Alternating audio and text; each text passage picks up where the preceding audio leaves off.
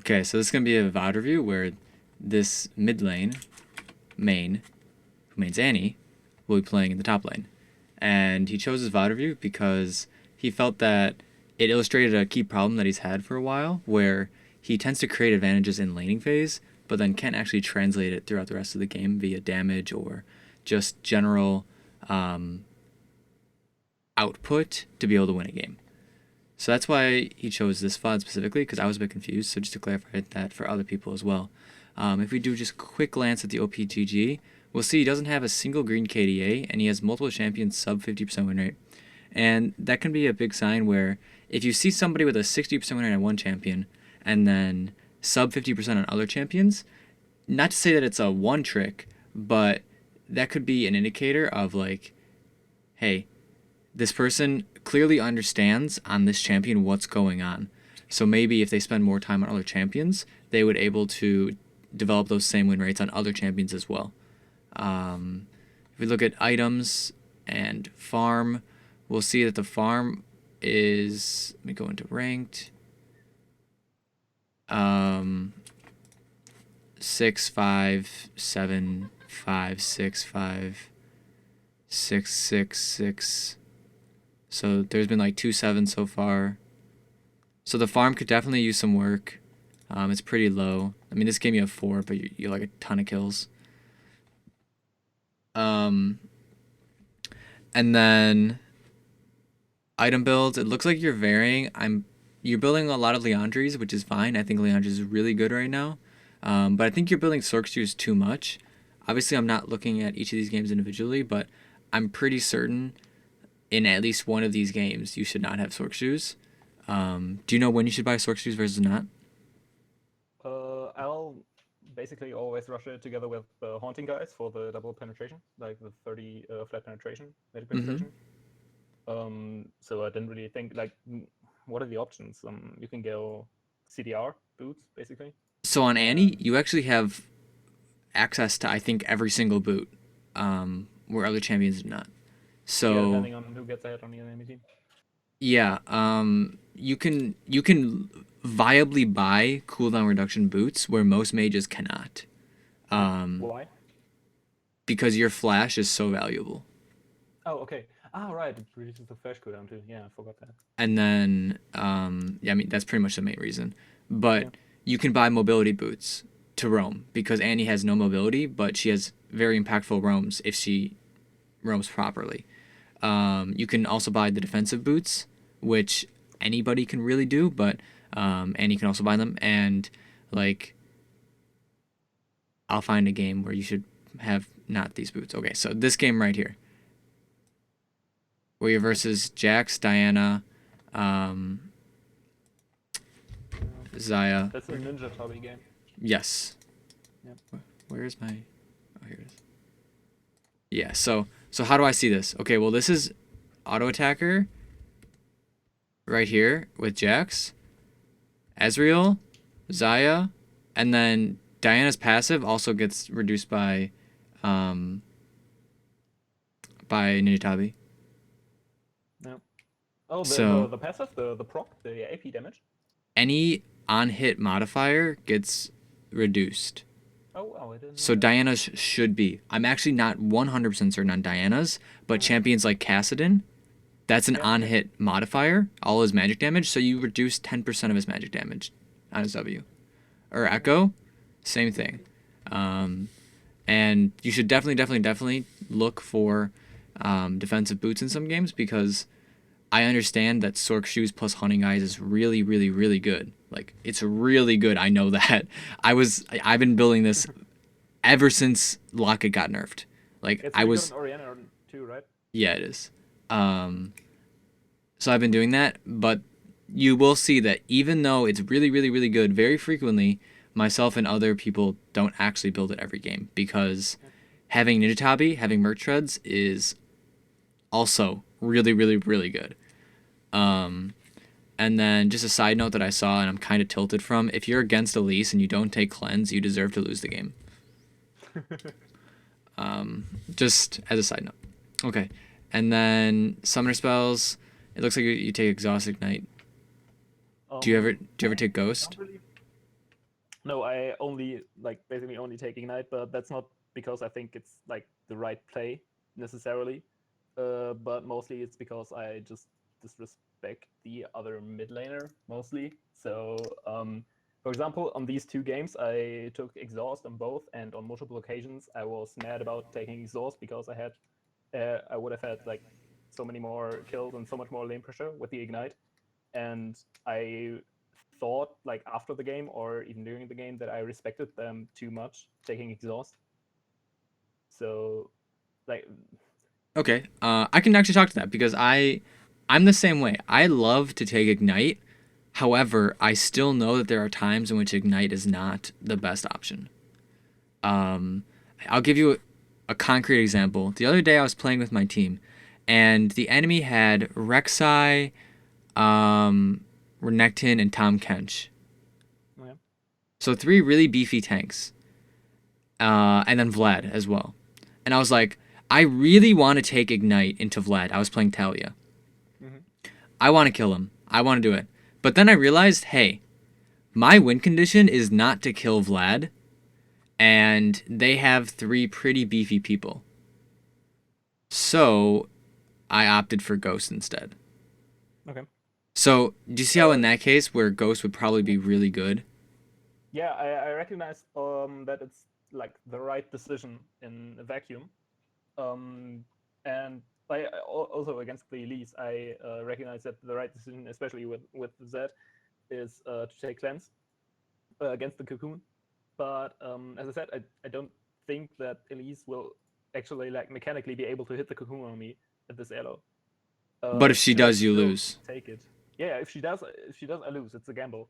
So should I opt for the quote unquote right play to take the cleanse, or like what's best for my like learning curve? Because Definitely like just I don't take care what's if right. no. Okay, okay, good. Because if you just take Ignite every game, you learn how to play with Ignite. Okay. And Cleanse is deceptively helpful. Um, so you're against like Zed in this game, right? Yep. And you can cleanse Ignite, Yeah, I know. which, isn't ideal, but you can also cleanse the Galio Taunt, the Vayne Condemn, the Elise Cocoon. Mm-hmm. The Elise Cocoon is the Okay. most important thing because if you Yeah. get hit by that cocoon, you then lose the rest of laning phase because you're going to die. Zed gets ahead, and then he can just kill you over and over, Yep. assuming you guys are equal skill. Now, if you're playing an elo that's like significantly worse than what you are, then I don't think it's necessary because, like, for example, when I play in like gold on when I first create my accounts and like rank them, I play like Ignite LeBlanc, and I'm just like, I'm literally just gonna kill you 100 times. Like, I don't need teleport. I'm just so much better than you that I literally can just run at you. But as soon as I start getting to like D5 even, I'm like, okay, I should just take teleport now because it's getting to a point where if I make mistakes, if I don't capitalize 100% on this incorrect decision, like I capitalize really hard on it, I'm suboptimal for the rest of the game. Yep. Okay. Okay. Is there anything else I want to talk about? Oh yeah, your trinket. You should have blue Oh trinket yeah. more. You literally have yellow trinket every single game. Yeah. Yellow trinket's really good, and then you don't buy pink words either, so you need to buy way more pink words. Yeah, Control and with words. the big ones, yeah, with the control words, it's kind of similar to the Ignite thing, where I don't think that people are actually looking at their minimap. But if you So look at your mini map, only it's worth envision. it. Yeah, probably. Yeah, I should actually do that. Like so I just scrolled down like 40 games, right? You have Yeah, one I control don't word. like. I don't actually, but I do actually have. You I don't literally have remember one that. control word. I didn't even think I had that one control word actually, but yeah, like I don't. Okay, so Maybe. like when I play a game, I literally buy 3 control words on my first base. Like Okay. because you get so much valuable information off that. Because if we move to Rift Kit, look what you can do, right? Let's your Annie versus I don't know. Give me some matchup, an even matchup. Even. I think Corky. Okay, your Annie versus Corky. You push Corky in a little bit somehow. right? You get him pushed in because you pressured him, something, something, something. Now, we're blue side. You walk over here, and you put a pink ward here. Okay, so, oops. Do you see what happens to the map now? With just one control ward, you gain an infinitely large amount of information. Because if your top laner is even, what happens? Well, regarding what? Like, a lot of stuff happens. If they Gank pressure and vision. Okay, so if they're even, there's, like, depending on the matchup, there's probably not a ward in the Tribush. Okay. Because they can't defend it. But yeah, so this doesn't make sense. Yeah, but there's probably one in river, so top is gank immune, basically, unless lane ganks. Okay. So you got the key point here is that there's going to be a ward here or there's going to be a ward here. Though the one closer is more likely. Yep. And what if your top lane is pushing? There's definitely going to be a ward. Or there should be. In most cases. We're just assuming most cases. Yeah. Also, lane ganks can happen because he's pushed too far in. Yeah. So, can you tell me right now how it's possible for you to get ganked if you have that vision? Because it isn't. That is the key point. Right. Do you know why it's impossible? Because there's no way for him to walk there. Like, it's impossible for me to be ganked from the top side, so I just like stand on the top side of the lane. Exactly. I mean, if they have a Zac, maybe it's possible, but like most families it's not. But you get the point. It's literally impossible for you to die if you're positioning over here. Even if the lane resets, right? Let's I don't want to word. Even if the lane resets, like this. Thank you for the bit donation, Lucky Apple. Thanks for distracting me. If the lane resets here and you're positioned over here, how do you get ganked? You don't. That's the key point. And this is literally only one control ward. You can only place one. But you see how much value that brings you? Because now you can position towards the side of the lane because you have the information. Yep. Whereas, let's say... As long as I get more than 75 gold out of it, it's worth. Yeah. And let's say you can get 3 CS because you have that control ward. Yeah, then it's actually worth. It's worth it. Yeah. And, let's say this ward lasts for 5 minutes. Do you know how valuable that is? This is insanely valuable. No, it's like, okay. Holy... So yeah, control wards, super great. You should really, really, really, really, really buy them because let's say I back with like 1,200 gold, and I'm any control mage. Do you know what I'm getting? Depends. Maybe blasting. Maybe the 900 gold for what's it called? Fiendish Codex. Lost Chapter. Lost Chapter. Oh yeah. Oh, I didn't think about Lost Chapter because I'm playing any. Yeah. Okay. Oops. Okay, so see this math? Yeah. So if I base with 1,200 gold, I'm getting a Lost Chapter, a refillable potion, and 2 control words. Yeah. Because what does this gold do if I don't spend it? Well, nothing. It literally does nothing. Yeah. Like, it's literally useless. Whereas if I buy these control words, okay, 75 gold will be useless. However, it's not useless per se.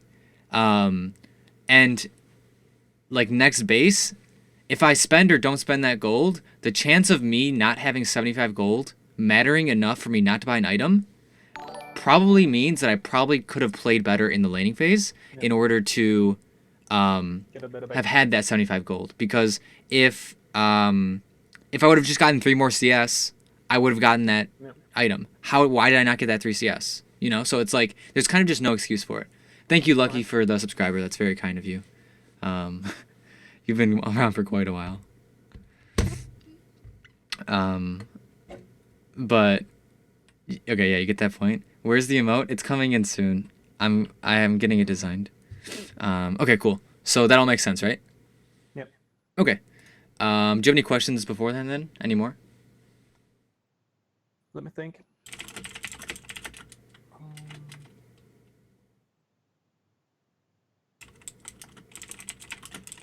no, I don't think so. Okay, cool. So we can go ahead and start. Yeah. So you ask for mid, hide on Vlad. Interesting name. Okay? So you pick Vlad first. That was the question that I had. Do you take Ghost? Okay. Why don't you take Teleport? Um, I think Ghost because the way I like perceive the champion um is that in the later team fights, my job is to blow up their backline. And with Ghost, it's really easy for me to flank if I'm pushing out a side lane. To like say they're pushing mid, then I can push out a side lane, make the lane go dark, use Ghost to get a good angle on them from the side or from the back. So I'm not really experienced with teleport at all. So that's why I took Ghost. Okay. So she literally just inted, Nami, and I was just waiting until you finished talking to say that. So thank you for showing me that. I wanted my eyes to bleed before this game started. But That fits with you Vladimir. already have Storm Raiders, Yeah, so you don't but really that need Ghost. activates after I hit someone. Well, right, but you're gonna get it immediately on Vlad Okay. because oh wait, yeah, it's not an Annie game, my bad. It's a Vlad game. But you're gonna get it immediately because you're gonna E flash Q. Okay. So you'll always have it up. Um, so there's really no reason to take Ghost. It gives you more lane security to take teleport, and you. Okay, so let's say their jungler comes top and kills you. Do Okay. you understand how large of a deficit you're at? Because Uh, it's a really large loss. Um, it depends on the mini waves, but yeah, potentially it's a really large loss. Yeah. yeah, and in most cases they'll push it in. You'll get denied like 2 waves, and then you just lose. Yeah. Okay. Because then they teleport back to lane and they don't miss anything, Yeah. and they have item advantage. And Um, also like the experience, pretty huge. yeah. And what happens if their bottom lane, like their top laner teleports bottom lane? You should probably need to counter that because Vlad, what's he really gonna do to the turret? It's gonna take him Not three, very much. 4, 5, 6 minion waves to kill a turret. Yep. Okay. So he starts pushing very slightly. Okay. What do you want to do in return? I want to like try to not push the wave in because I can't really like force anything on him. I just want to get maybe an auto attack or a Q in whenever he goes for a CS. Okay. So I want to keep the lane as close to me as possible, so I can actually get like the Q, and especially the empowered Q, or get in a position where I can get the empowered Q, so I can poke him low enough that he can step forward to get the minions. Okay. So I So don't want to push the lane at all. yeah. So I'm not saying if that's right or wrong. I was just asking you to see what Yeah. you would ideally do, because what you say and what you do can sometimes be different. So it's just important to get a pretense of what you want in the lane. Um, so you want the wave frozen towards your half, right? Yeah. Okay, I want the wave that on my makes half. sense. That's fine. I like it. That's what I would personally do. So we're just gonna see if that's what you do. And then just as a side note, you can Q him, and you will not draw minion aggro. So like right here, Q him Yeah, I know. Okay. because you don't need it for the minion. Because if you Yeah. look, Yeah, sure. I these are can auto attack all of them. Yeah. these are different health values. Now, if these are the exact same health values and they're getting hit at the exact same pace, Then I need then Q and auto attack to get both. Yeah. yes, then you need Q and auto to get both. But in this case, you do not. So you can use your Q here. And okay, so you do again. But Way too late. yeah, you can just do it earlier. After you throw that auto attack, you need to immediately back up. Yep. So you're here, and then you auto. like literally the second the auto animation finishes or you cancel it, you need to walk away because you will get out of this leash range of the minions, and then you won't actually take this hit here. Which, you know, it's like, okay, well, it's one minion. But that matters a lot because now It doesn't hit my minions. these minions, they like de-aggroed you for, or your minions for like a quarter second, and this one is aggroed on you for a whole like second, probably and a half. And that's time that's not hitting your minions. And if you want to push this way, that's not going to happen if you do stuff like that. Cool. So you understood that. Awesome.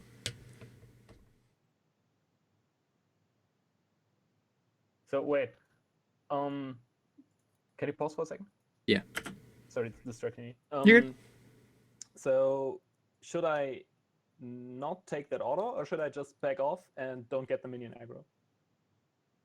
Or wait, let me rephrase. If I cannot get out of aggro range, should I take the auto or not? I think it depends a lot on the lane matchup and how much that health matters. So, and how, where you want the wave, because honestly, the wave positioning is more important than anything. But what you need to do is you need to look at the lane and say, what do I need? Right now, Jax has, I can't see the health value because the title, but 1, 2, 3, 4, 550 health or so, and he has a Doran's shield. So that means my auto is going to do like 20 less damage to him than it actually does. So my damage is going to be 30 damage. Is his wave pushing hard enough that it doesn't matter if my creeps stall for like a second? Or sorry, if his creeps stall for a second.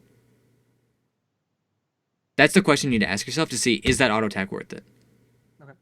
Because if you say, so let's say the mini wave is exactly even, right? We'll just use like a far-fetched scenario. If it's exactly even and you auto him, the mini wave will then be pushing away towards him.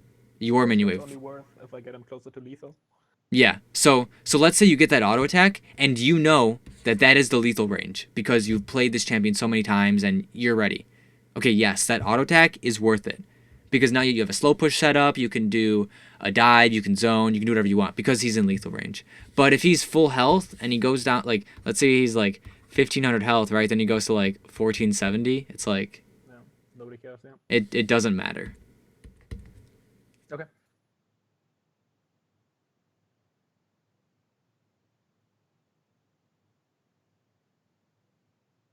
This is good. That's really good.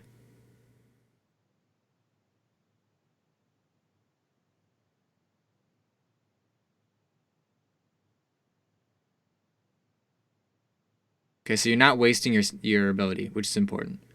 A lot of people when they play Vlad is they waste their Q. Wasting your Q on Vlad, it's like it's so big, like more than like most other champions because it's both your sustain and your damage. And if you use it on a minion when you could auto attack it instead, it's like, well, this sucks, because now you're kind of useless for a few seconds.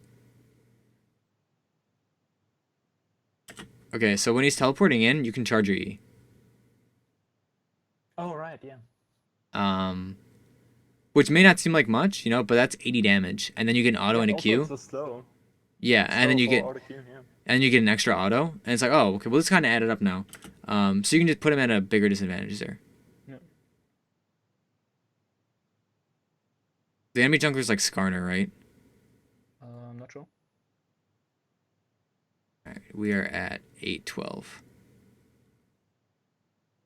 Yeah, it's Skarner. Oh, yeah. Right. Okay.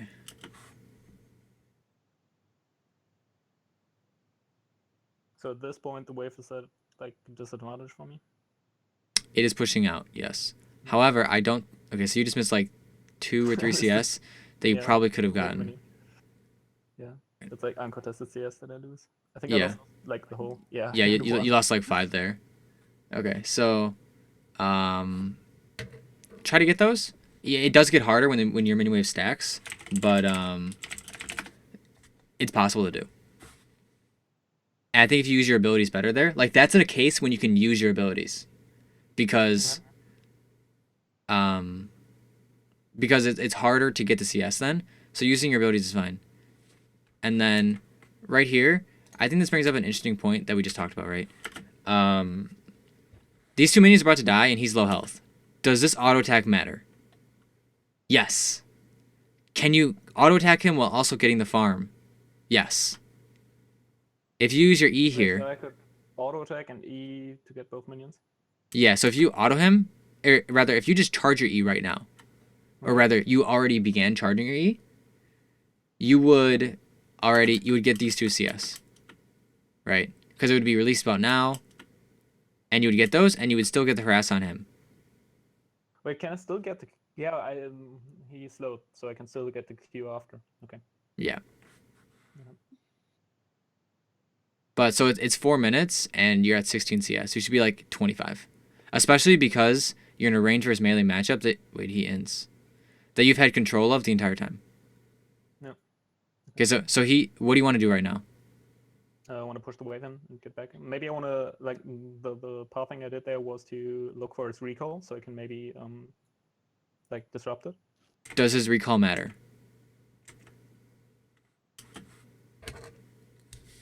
The answer to that question is Well, no. it takes 8 seconds of him.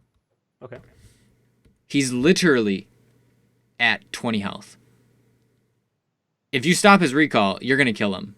Okay, so he's not gonna be right here, right? Like he's not unless he's like he has a brain deficiency, he will not stand here. Yeah. Okay. So I should just prioritize the push. So you should just push this wave because look how much time you waste. Okay, 421 is when you start doing this monkey stuff. Yeah. You don't auto attack the wave until 427. Okay. This is 6 seconds, which is almost almost the recall. It's almost the recall of time that you could have pushed. Yeah. That was Yeah. pretty not good. So instead, you just need to literally hard shove this wave. The second I do that, what I'm doing is the second I get him that low, is I'm coming in here, I'm Eing, I'm Wing, and I'm just queuing everything. Okay. I'm just smashing it because Okay.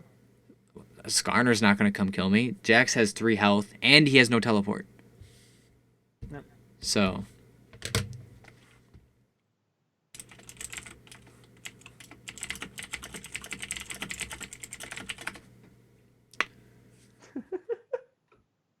But see, so actually, you don't even get this wave in fully because of that. Yeah. Then I stay for another one, which is. And now you have to stay for another wave. Which I don't think you're going to get punished for, but. But I should be punished. I don't think it's possible to punish you, but it's just ideal to have that earlier base. Alright. And then he's actually even on farm with you. No. Even though you've had complete control of this lane. So you've done a good job of denying him, but you haven't done a good job of farming yourself. And that was one thing that I did talk about before the game, was your farm tends to be pretty low. So Yep. This is definitely contributing to it. Because, it's only, quote unquote, a span of like 80 to 100 CS of the laning phase, right? But that's a lot. Yep. Because that's assuming that you're getting 80 CS a minute, or sorry, 8 CS a minute. And that's that's 80 farm by 10 minutes. So if you're only at 50, it's like, that's 30 free farm. I think I lost about maybe 12 CS uncontested, which is like almost, it's pretty close to a kill. Yeah. 16 is roughly a kill. Yeah. So I basically didn't get a free kill. Okay, so you don't get punished for it there. But this could contribute to CSing. So right here, can you last hit that minion? I think I canceled the auto attack. You don't. You can't. That Wait, that is too much health for you to last hit. I'm fairly certain. But I have the Dawn shield, which gives extra damage versus minions. Like, I think it's 5 damage or something. Yeah. Or am I completely wrong? No, it does. But I still think that's too much to last hit. Okay. So you need to prep it in advance. You definitely, I know for a fact, cannot get this one. Yeah. So you need to be paying attention to that. You need to be getting these CS. Because look, this is 2 CS right here. Mm-hmm. You know, okay, well, it's only 2 CS. Yeah, but if you do this 5 times, you just miss 10 CS for free. Yep. Which, you know, you have. So that's why I brought it up. And, like, if I see this right now, what I'm looking at is my minion's about to die. This minion is going to come in. I need to watch this minion. Because I need to hit it properly so that I can last hit it. I need to hit this minion. So that I can last hit that one. But this one, I don't need to touch that one. It's full health. This one, I don't need to touch it. I don't need to touch it. So once they threaten a push, I'm paying attention to the enemy minion wave to say, what do I need to do right now to give me a higher chance of CSing better under turret? Mm-hmm. Because if we rewind it a few seconds again,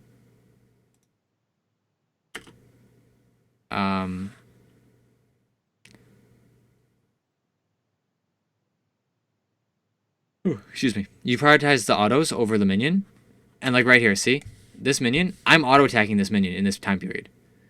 Mm-hmm. While it's walking from like here to here to try to get it low enough that I can last hit it. And this minion, I'm watching this one because I'm like, okay, wow, my cannon's targeted on it. What's gonna happen? Okay. And I would have already thrown an auto attack. And if I throw that auto attack, now this one becomes easier to last hit and I don't need to use my E. And then because I don't use my E, this minion becomes easier to last hit. Yep. And then also my Q. Why do you Q this? Reflex, I think. Yeah, but look, see, if you just keep autoing it, it's going to die.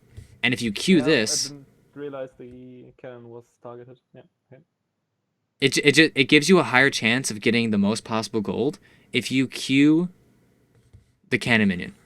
And you just auto attack the caster. Yep. Okay. Okay, cool. So just a little bit on CSing on a turret, which is really important.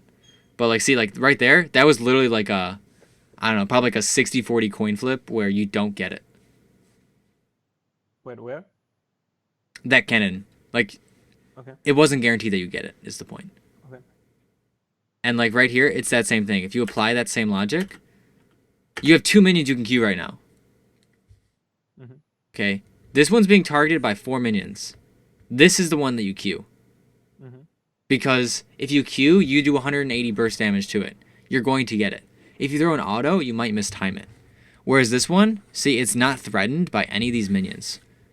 Okay. So you just get free autos on it, and then you can kill yourself. Okay. You see the difference in that? Mm-hmm. Okay, and then a really good way to practice this is to go into a custom game, load up with standard runes, standard masteries, and only use 1 auto attack per minion. Okay. Do not buy any items other than what you would buy at the start of the game. And then the only time you can use more than 1 auto is when a large wave is building and it's going to crash in your turret. So you can do exactly what I just said and try to control the minion wave Prepare it. and prepare it. Yeah. Really good way to practice, and your CS is consistently low. So I would honestly really recommend that because it's just an easy way to improve. It takes literally 10 minutes to do. And then also what you should do is whenever you miss a CS, write it down in chat. That way you don't forget how many CS you miss. And Okay. the number of CS missed is more important than like having X amount at 10 minutes. Because depending on how you manage the wave, the number of CS possible at 10 minutes will change. Mm-hmm. So it's just more consistent to measure via how much you miss. Okay.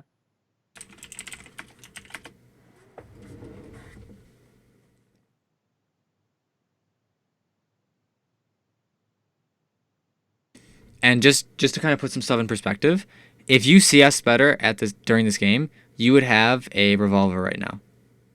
Yep. Instead of 2 amp tomes. And then maybe a control word. Maybe. Yep.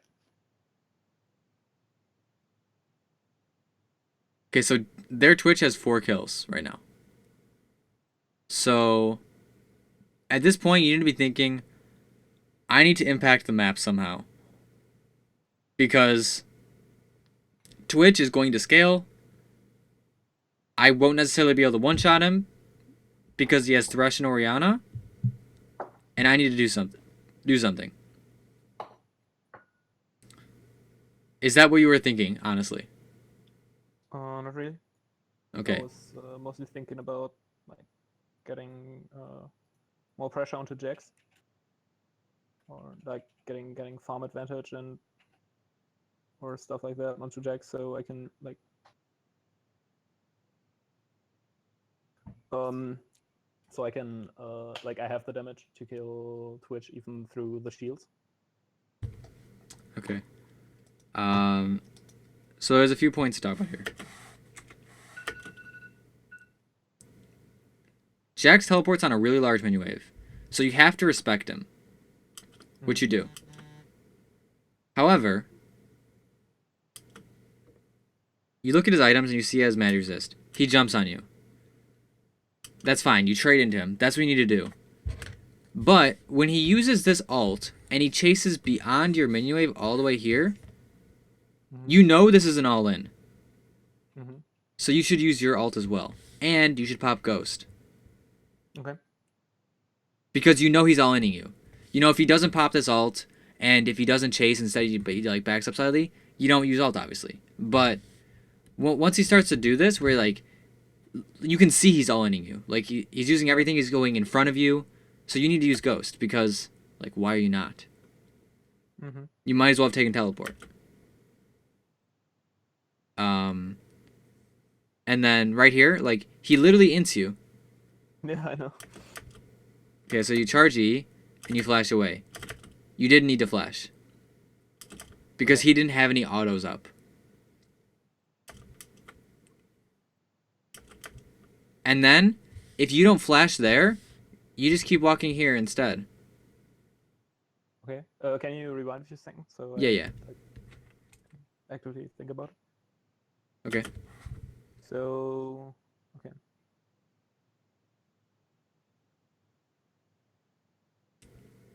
Okay. So he comes into you, right? He jumps in.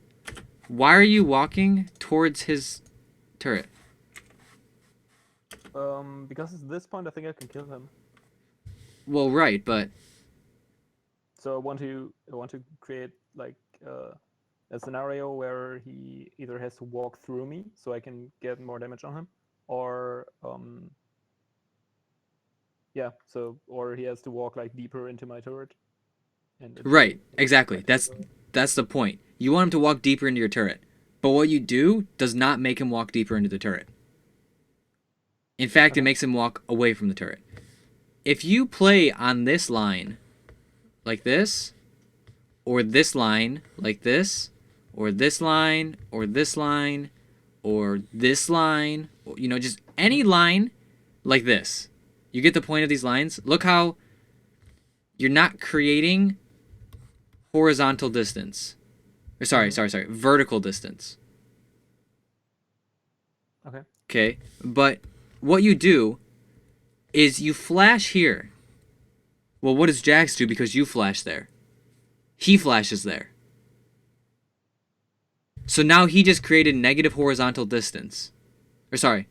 Yeah, I didn't actually think about the flash there. Okay. Yeah. Now let's imagine instead. Let's say you don't flash. You instead walk here. Okay.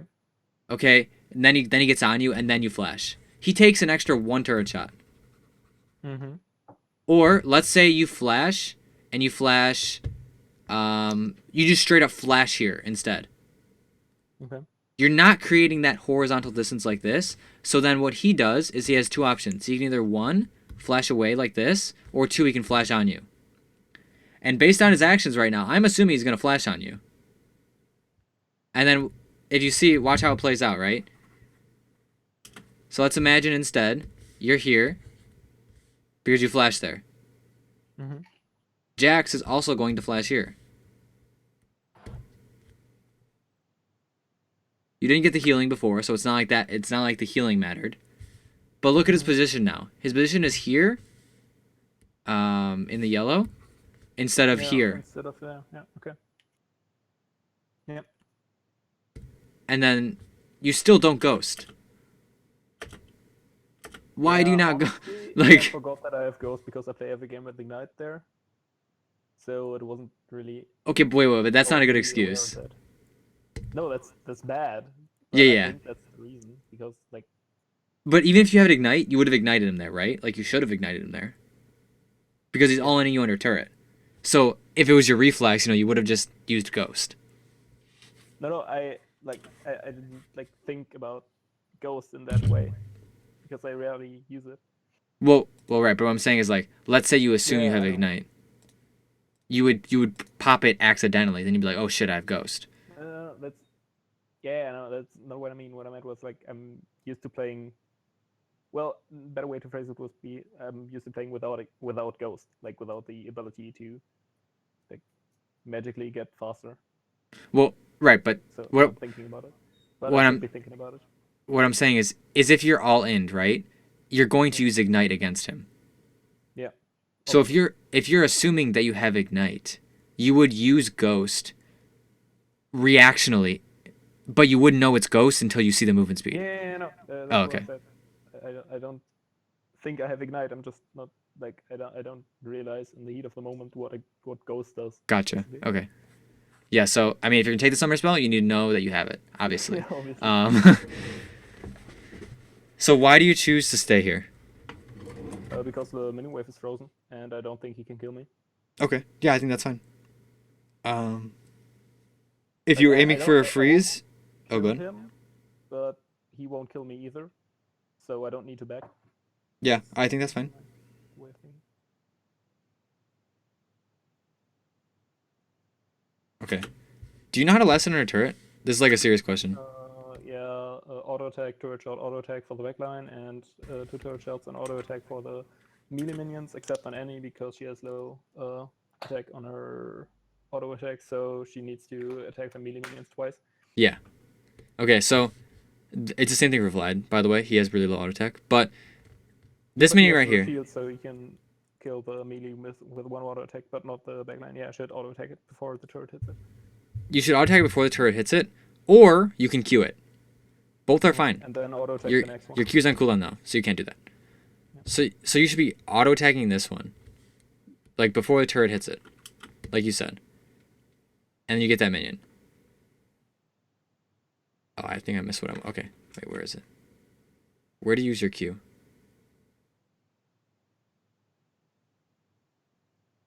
Okay, right here. If you Q this, it dies. Right? Yep. So why do you auto attack it? Yes, this will die. You have an empowered auto. You have an empowered Q. Even if you didn't have empowered Q, it would still die. Really? Okay. Yes. Why do you Q this? And auto attack it. Yeah, that's bad. I should auto attack the next. You should auto attack this one and Q this one. Or auto attack, well, yeah, it would be this one because this is the one that's going to take aggro next because it's the closest to turret, so this one's going to take aggro. Yeah. But, again, see how all these small CSing mistakes have just led up to you being 60 CS at 9 minutes? Yep. So they really do add up fast because, oh, well, it's just 1 or 2 minions. Yes, but times 20, you'd be at 80 farm right now. And that's good.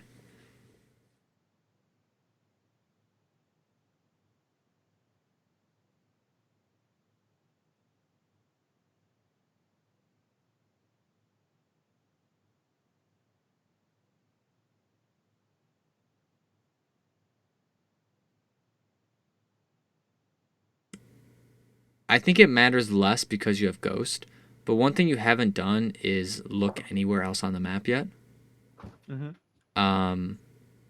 can obviously gain information via your minimap, but you can't gain all of the necessary information.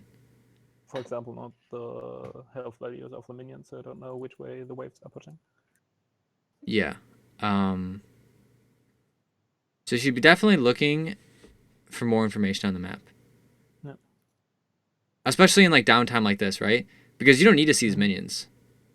Yep. Like you have a whole like 3 or 4 seconds before a minion dies. So you can use that time because you're not pressured. You can be looking around the map. Yep.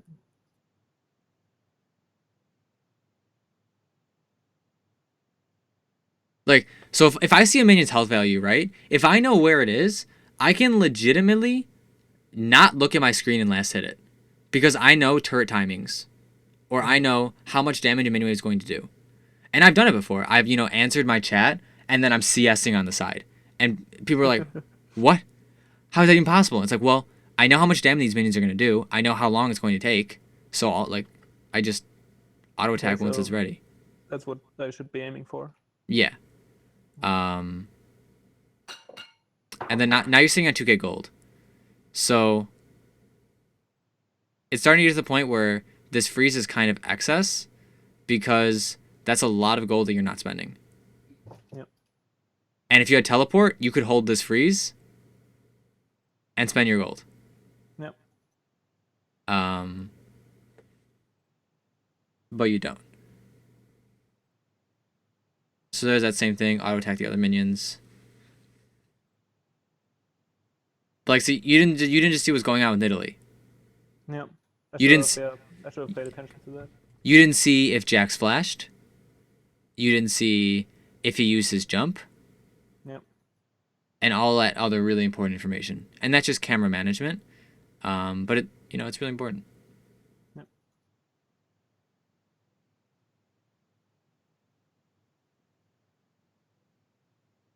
Okay, so you base.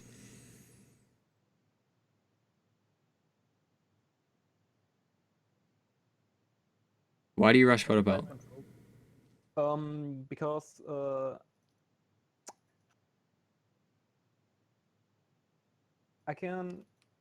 I've like watched it on Pro Builds that it's the item they build in every match basically. But the reasoning for myself is that it has more value than it has for other champions because the damage gets also amplified with my ultimate. So I'm looking for a bigger all-in onto maybe Twitch, onto Jax even, or onto Orianna or Nami. So it's just like extra burst damage I can get in an all-in. Okay. So that's right, but you need lucidity boots. Okay. That should be your rushed item on Vlad. Okay. Because lucidity boots are really, really, really strong. Or Ninja Tabi if you're taking that. And honestly, you could this game. And if you're getting Ninja Tabi, then it's fine to rush Proto Belt, but you need boots because boots are like so core on Vlad. Okay. You do Ghost now, so that's good, but you pathed incorrectly. Before I even see what's going on, you pathed incorrectly. Okay. From here, you need to go like this. Yeah, but I'm afraid that they have a ward on river, and he's just gonna go invisible and then go through our jungle. Okay, but how do you catch him? How do you catch him this way? Flash.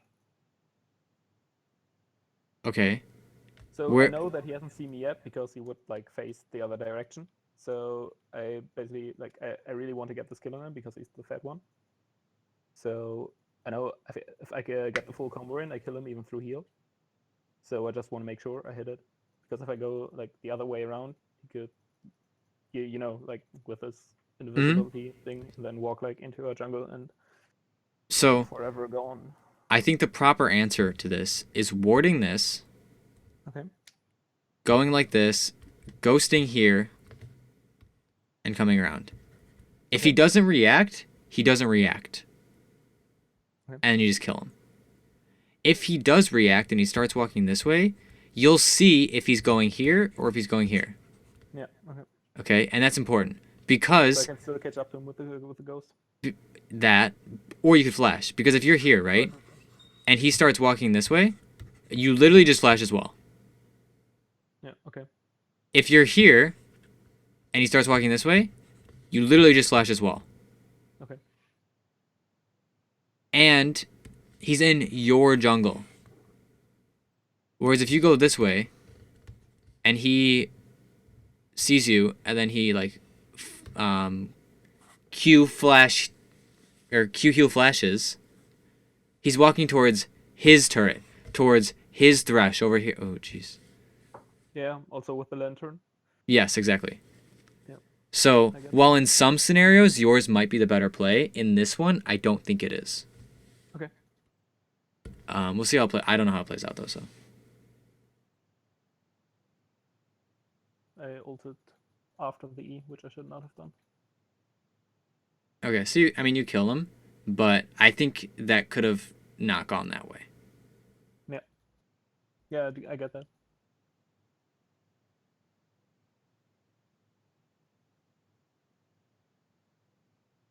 So can we go over the reasoning for going bot? Because I'm not sure if that's the right decision, and I think that's like a key point. Yeah, I've been thinking about it, and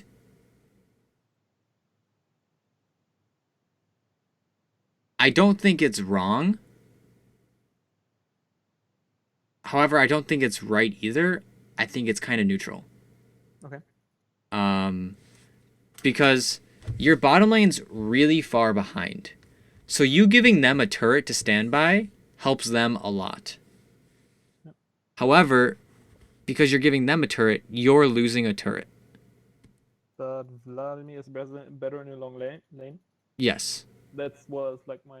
So thoughts. you And you also need I to say to yourself, can I not die? And can I do something? because I thought with Ghost and Flash and Dare to It Down, I could get on Twitch.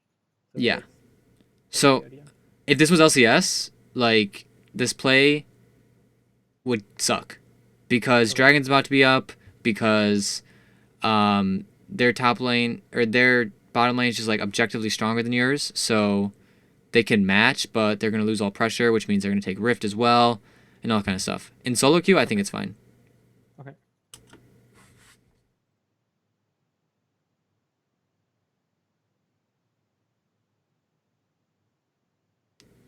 Oh, you still don't buy boots? Yeah, thought it was like really awkward with the gold I would have left. Not if you bought control words. Yeah, okay. It's actually a good point. So now that's like the part where I kind of start to feel lost and don't know where to go. So I just walk up mid. Yeah, because you don't have anywhere to go. Okay. So you feeling lost is completely normal because you're at such a weird state of the game because their AD carry is so ridiculously fed. You can't go bottom lane because it's pushed out. You can't go top lane because it's pushed out, and mid lane is getting pushed in. So like you kind of have to answer mid, but you can't really do anything. So it's like feels bad. But the way for this not to happen is to create a larger lane advantage, and then you can do something. Because imagine if you had an extra 30 CS right now, which you should have. Yeah. That's 2 kills over Jax. Okay. And then you could do something. Like you could consistently just kill him. Like look, right now, like imagine if you had Lucidity boots and extra. Okay, you still kill him. But like Yeah, but only because he jumped into the turret. it's only because he inted you again. Yeah. Oh, also small thing, pop your potion when you're fighting. Wait, I still would have killed him because I have ultimate up. If you used it, yeah. There at all. So I still want to kill him. But yeah, I get your point. Like, But he shouldn't be doing that anyway. He literally just inted you. Like, what is he doing there? Yep. So assuming he plays right, you get punished, or not? You don't get.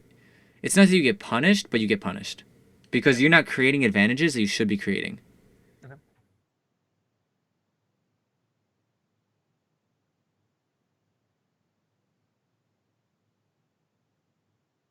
Why do you build Void Staff? So their AP threat isn't really something I can viably use the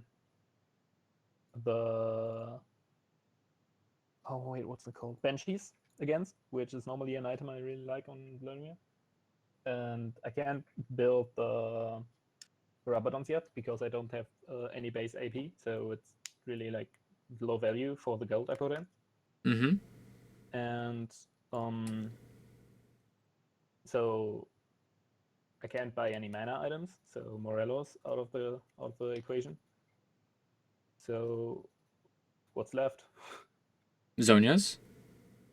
Zonia's is really defensive stats for what I want to do because I think I'm the only one in the team who actually does any real damage right now. So I don't want to be spending too much gold into like defensive items because even though I stay alive longer, maybe do more damage, I really need to protect my team from Twitch. So I need to one-shot him. So I need like a lot of damage. Why are you here? I'll talk about him first. I lied.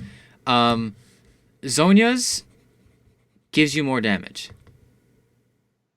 Because I stay alive longer. because it gives you 10% cooldown reduction, and cooldown reduction is insanely OP on Vlad. It gives you a stasis with when you pair that with your W and your R, it means you get more healing because if you R and then like Zhonya's, you get that healing still. Yeah. So, really important to use properly. And Twitch doesn't have magic resist. Okay. So Void Staff is. It's not that it's ineffective. It's just that But it's not as effective as it should be for the gold I'm spending. exactly. So let's say right now at this current moment of the game, let's say Zhonya's has 110 gold efficiency, 110%. Okay. That's not true, but let's say it is because Yeah. I'm making up numbers to show a point. And then let's say Void Staff has 70% right now on Twitch on the target that matters for you. Yeah. All right. In 10 minutes, let's say Zhonya's now only has 75% efficiency, and Void Staff has like 130%. For whatever reason, he gets a Hex Drinker. Okay. You getting this earlier will you impact the game more. Yeah. Okay. And Void Staff's value only increases as the game goes on. Zhonya's, the value kind of decreases Okay. Why? because it's just flat AP and Okay. like you have 10% cooldown reduction, but it's not as impactful as getting a Void Staff in like the late game, right? Because okay, so like sixth item, right? Would you rather have like Rabadons, you have I don't know Morellos, other stuff? Would you rather have a Void Staff or a Zhonya's? The answer is a Void Staff in like 90% of situations, and you can kind of apply that same logic towards the late game in that you need the Void Staff in the late game. I don't know. I probably just confused you more with that actually, so I'm sorry. But pretty much okay. So it's like here's a clearer example. If you buy Leandri's, when is it most effective? Or rather, if you buy Honey Guys. Honey Guys is in the early game. Okay, early game. Because of the way the MR is calculated. Okay, so look at Zhonya's as the same exact thing. Okay. For this case, in comparison to Void Staff. So not it's not like you rush Zhonya's, but Zhonya's has a larger impact the earlier you get it, and it has diminishing impact the later the game goes. Okay. Okay, cool. And then why are you here? Now this is that second point. I saw the what's it called? The Scanner thingy was activated, and I saw Jax and Oriana on the map. So I know that it's either Twitch or Thresh or or Scanner, yeah, obviously. So I know I can with Ghost probably with Ghost and Ult probably get there I see the circle. So with Ghost or and Ultimate I can probably get a kill on any one of them if they're alone. So I'm looking for the guy who activated it.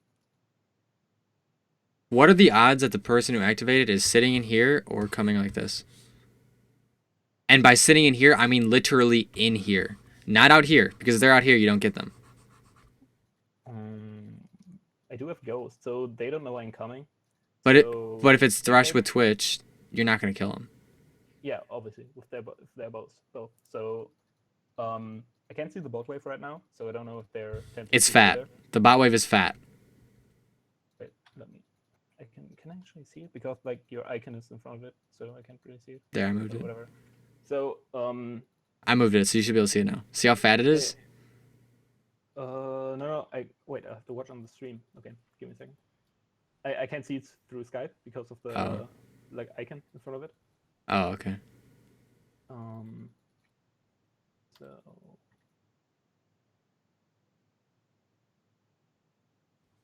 it's big. Yeah. Okay. So they can't really go bot lane because it's under the turret. So they probably won't be pathing bot side.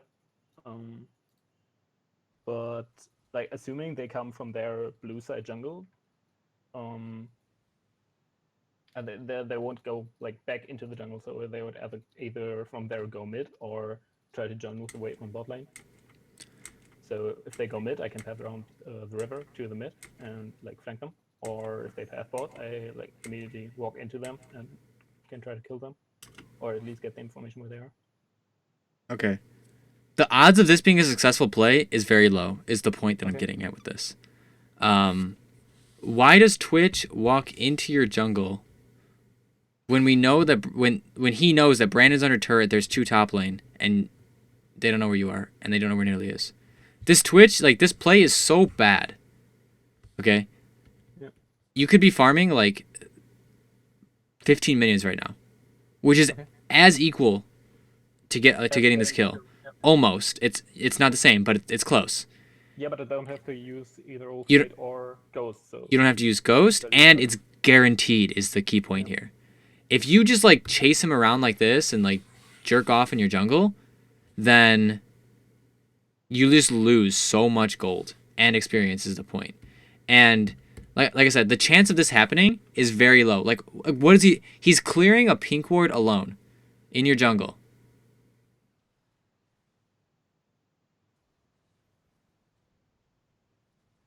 And then Orianna comes to help him, and then you kill her too. You know, but like that shouldn't happen is the point. yeah. And if you consistently take the option that's going to work more times, it's just better, right? So getting that farm is just better. Even though it worked in this case, like, Doesn't matter. that shouldn't happen. Yeah, you shouldn't upset Ace Kings. Yeah. Okay. So yeah. I get it. Okay, I should look on that.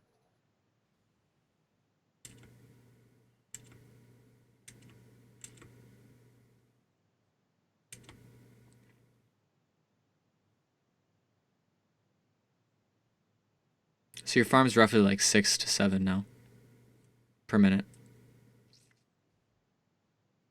which is better than lane. But ideally, you want to have higher farm in lane than now because this kind of when stuff starts to trail off. Okay, so you're doing well. You should flash that wall immediately if you're gonna flash it. So like, right there, instead of pathing here, like go from here to I here. didn't expect him to go over. I should have expected it. Look, yeah, just flash. You should know that if he's walking like this, that if he doesn't have flash, he could still war jump over it. And if you're going to chase him for flash, that's fine. You just need to know before what are you going to commit to this. Yep. Okay.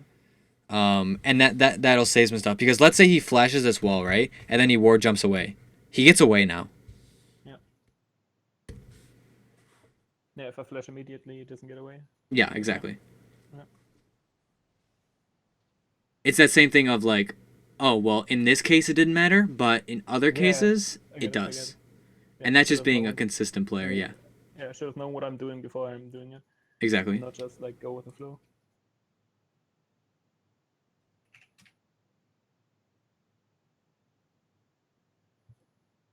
Just like trying to find backs again because I don't know what I'm doing on the map right now.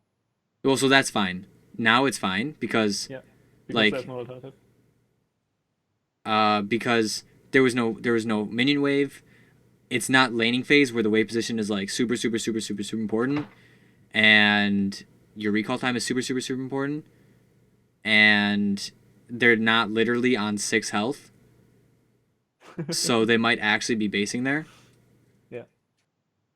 But even if you can stop them, like, honestly, I probably even wouldn't because it doesn't matter if you stop them. Okay.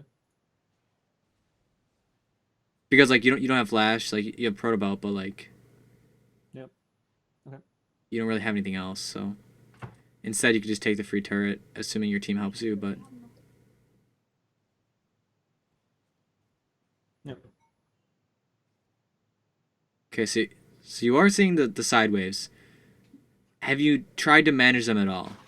And I know the answer to this question. No. You have not. So. Well, I know that this wave is still gonna push into me, so I don't go down there immediately. I back. Okay, so that's really good. So if Okay. you recognize that, that's really important because a lot of people don't recognize that. Okay. That's really, really, really good that you recognize So that. that's why I looked at it and still went back and not just immediately Yeah. went down there. You actually deny more by doing that. So good job. Okay. But like, what is this? Slow pushing. I want to slow push the bot wave. That's why I don't use the E, because it doesn't hit the melee minions. But you're not slow pushing it. Well, I'm not, but I like only the melee minions are living. So Yeah, but there's do 6 they- more minions coming for each side.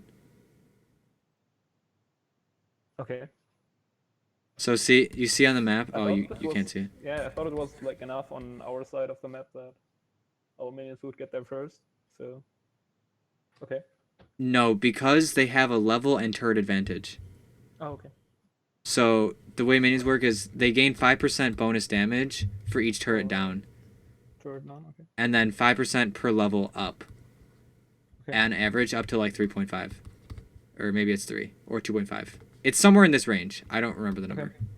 but it's Okay. it's in this range, and they can gain up to like 35% additional damage, like some astronomical number. And you know that'll like stop it. So what are they at now? 1, 2, 3. There's only one turret down this lane. Probably like 1.5 levels above you. So they probably have like 12% bonus damage or so. Okay. So this actually doesn't like this will still push into us. It should. It should. Okay. So it depends on RNG a little bit. But the point is, why would you leave it at chance? Yeah. Okay. When Yeah, I you actually could, thought it would definitely push into them, but okay, I see that now. yeah.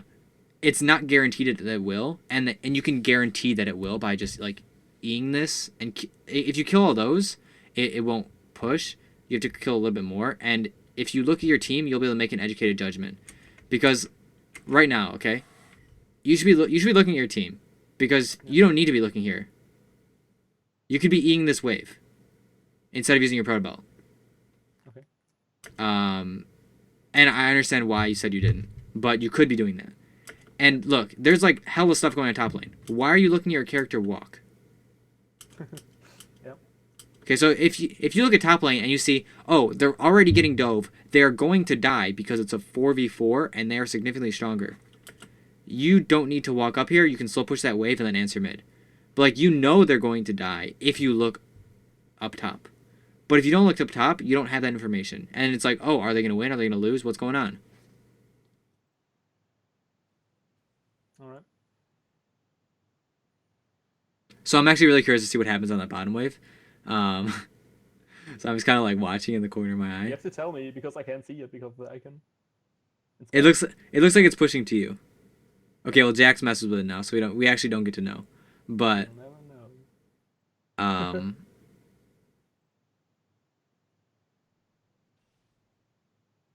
wait, how did you know she went that way?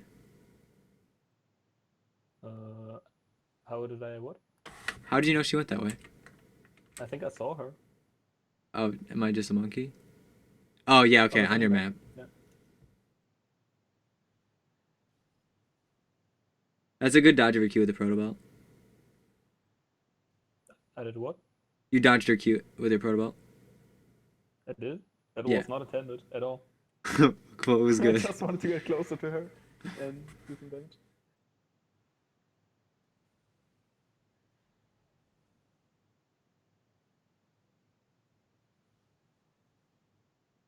Okay, so at this point, what do you think your win condition is? Me getting into the backline and basically trading 1 for 3 or killing Twitch before he can do any damage, and also Oriana. Okay, so yes. However, you're kind of cheating because that's always Vlad's win condition. Even like if you're ahead, if you're behind, that's what I love about Vlad. You can literally never do the wrong thing as long as you flash dive their backline, because that's literally your only job. Okay, so yes, but what I'm asking more of is, do you need this game to stall? What do you need to do other than flash dive their backline to win the game? So Jinx scales pretty good. Like everyone except for Lily's scales pretty good. So I guess I don't want to fight at all. So I just want to clear the minions, make sure they don't get anything more than they already have, unless like it's inevitable. So yeah, I basically want to stall until I can literally one shot everything in their team, like everything worthy of a one shot, and have Jinx fed enough so she can actually do damage to whatever I can't kill. Yes, so that is right. What you said was really good. You want to prevent them from taking anything that you don't need to give up. I paraphrased it a little bit, but that's what you said in essence. And that's really important because you just want to cut the bleeding and just stall the game. And you, as the fed player, can look to create advantages on the map. So yes, what you said was great. I was just asking to see if you knew that. And then right here, I think your reaction time is like really slow. Like Yeah. like he comes up and then you're like, I don't know, like a whole second late. Yeah, And I kind of gave up on it already. yeah, once he gets out there, like don't chase that extra 3 seconds. You miss that minion because of it. You know, again, it's one minion, but that's one minion of gold, which you could buy pink ward with. Also, I was basically fishing for him with my E because I can see if my E hit or not. So if he Yeah. has anything cheeky like dodging to the right and then to the left, so I'd still hit him. But I guess that's like wasted time. Yeah, just don't chase him after. Okay. Your warding overall has been pretty low again this game, and I agree with your decision here to not base. But you shouldn't base now either. Okay. Actually, yeah, you should because now I have a more educated decision because you're able to look at the turret. If you don't look at that turret, you shouldn't base. But since you do, it's the right call. So the difference between it is if the turret's full health, then it's gonna take him a while to kill it, so you can push another wave. Okay. And you're not gonna be able to defend against 3 alone. However, once I saw that it was like, pretty low health, then it's like, oh, okay, actually I do need to answer my inhib turret. So see how different that is? Yeah. And that's just from information gathering. Yeah. But in general, like if your team gets aced and you're split pushing, or like you're not with them, like generally you don't want to base and try to defend whatever it is because you're not going to be able to. So.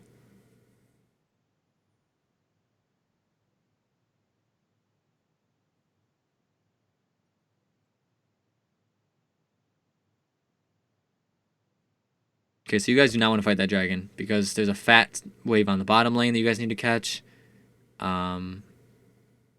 You should be looking over there though. You don't need to be looking where you are.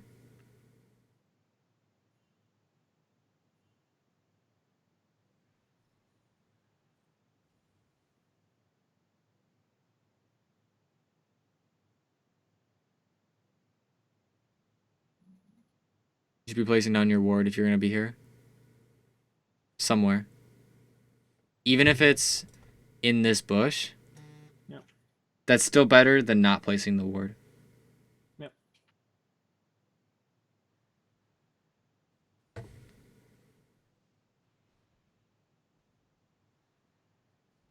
Okay, so you're getting all in, so you need to ghost again.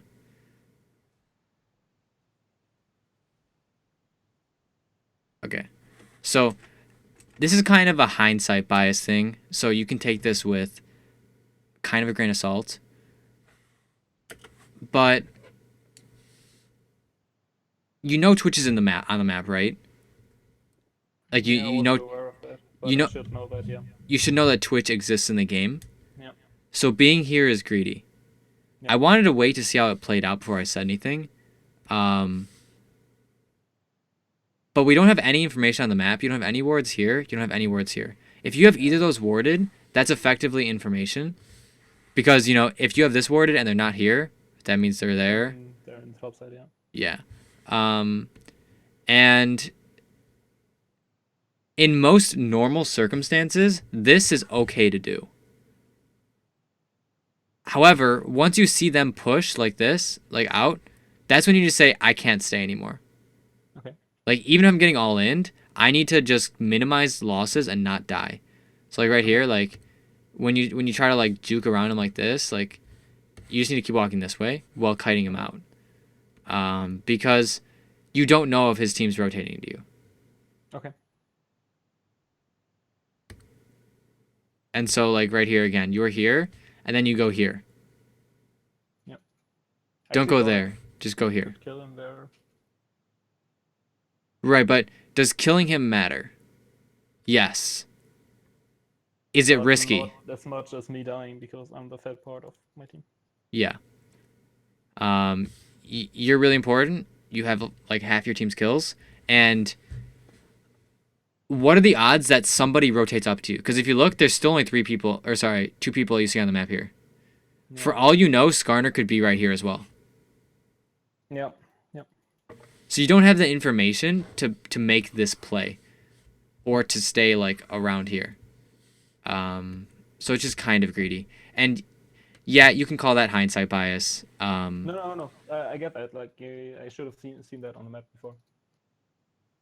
Right, but all I'm saying is like if you call that hindsight bias, I'm perfectly okay with it because I did wait to say something, and that's important, right? Because like Yeah, but it still makes sense. you should be, yeah. Once you look at it, it makes sense. But these are decisions that you need to be making like in the game, actively and thinking about them. So It's like situation to situation, basically. yeah. Yeah.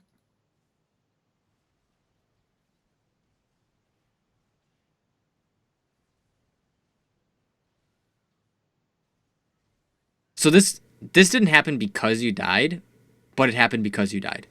Yeah. It wouldn't happen if I had made the right decision. Right, exactly. Because you would have been base, you would have been with your team, and then they wouldn't have Yeah. just gotten wiped. You know, you guys might have traded or something, but I think the game just ends here.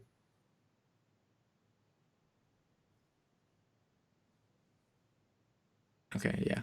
Oh, it doesn't. Holy. Okay, so then Wait, you just yeah, kind. yeah, right. They have like one more push, but really, like after that, So you kind of really inted much there. over. Um, Okay. you know, just KDA, whatever. Don't do it. You know, like what if your team respawns and you're able to kill him or something? You might be able to create an advantage or something, and not that you literally inted, but like the play didn't really make sense. So Okay. Well, I thought Skarner's ult was down, so I thought I could go more aggressive, but then he moved towards me in a way that would suggest that his ult is still up. So I walked back again. yeah, but like you're running to like 4 of your own without flash or ghost, so it's like, eh. Yeah, the thinking process I had there was that maybe I could take like 2 out and not die with my W. But Mm-hmm. I at this point in my head I am thinking that I basically have to take high risk plays because Yeah, so that is true. When you are behind, you need to take high at risk this point, plays. yeah. Um, I just don't know if that was the right one, the way you approached it. Okay.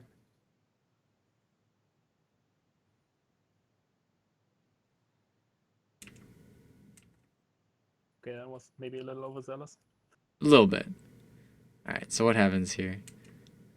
Mainly just looking for a micro thing because the game. I mean, like you said, the game's over. Like at this point, it's like, well, we could win this game, but it's pretty unlikely. Yep. Like the for the game to not end in a defeat, my team would have to Need let their like big brothers play or something. 25 more minutes. Yeah, but like the way I and the rest of the team played through the game doesn't suggest that we are actually capable of pulling off something like that. So if you watch this, Thresh comes like this. Yep. If you stand here, you create a wall like this, and you zone 2 of their carries out, or 1 of their carries out, and the utility, and she's low enough that you can kill her with Ghost and alt. Okay. Um. So don't concede this pressure. Okay. Right? Because look, he's going to walk here. You see him. So if you're here again, like you're blocking them, and then Organ has to walk around, and even if you just saw him for a few seconds, like they don't impact the fight then. Okay. And I'm pretty sure you could have chunked him, to be completely honest. Okay.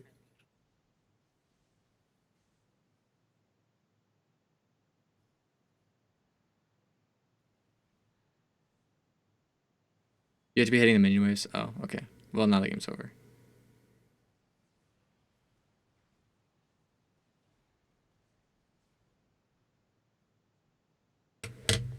Okay. So what questions do you have now that the game is played through?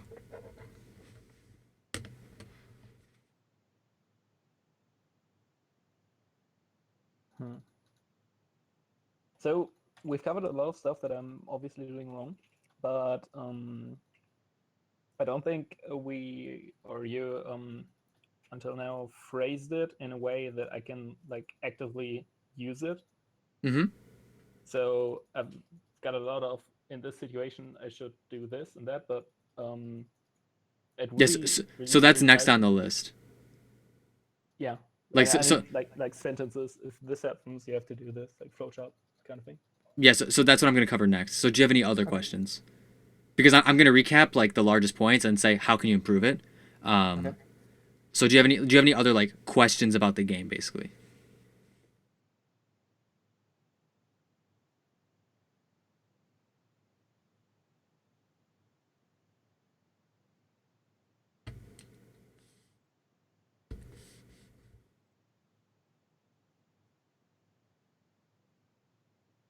No, I don't think so. I think we covered it pretty much.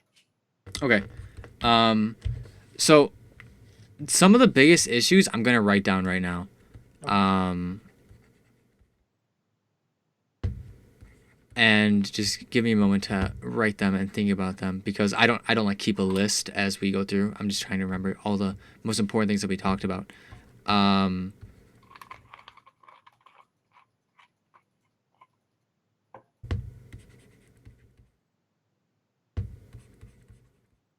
I think these are the largest 5 things. Yeah, it's 5. So you never really looked places for the most part. Okay. You were like centered on yourself the entire time, which is fine to play on lock screen. I play on lock screen for like a lot of the game, but I'm also information gathering. Yep. And I'll put that as well, info gathering, because gathering information is so critical. Like how can you make the right decision if you don't have the information? Yep. You can't. So Okay. how can you fix this? You can play on unlocked and then use I don't tab, ever play on lock screen actually.